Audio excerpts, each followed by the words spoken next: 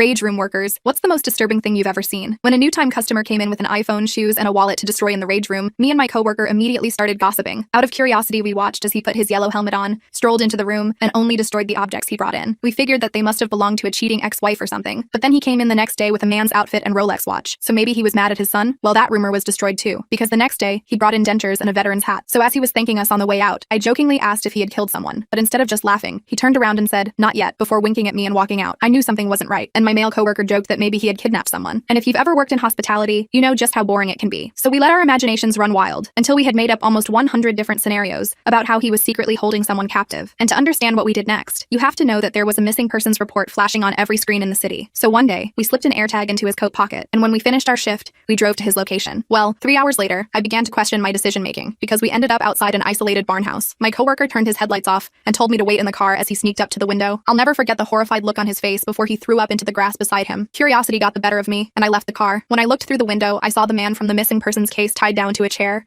naked and covered in dozens of cuts and injuries. Red was leaking from his head, and he looked like he was on the verge of death.